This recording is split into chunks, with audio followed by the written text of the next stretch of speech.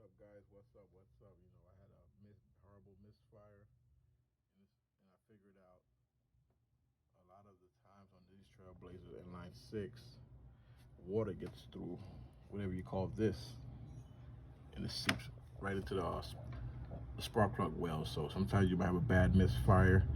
I would suggest checking. See what's going on here. And I've actually changed the valve cover gasket twice. So I'm guessing maybe the rain is just getting through here somehow with the moisture. I just cleaned it out. You guys won't be able to see it. These are new spark plugs and they're already kind of looking rusted. So I would suggest always check for moisture.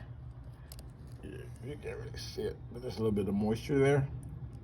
If you look close. Yeah, I need to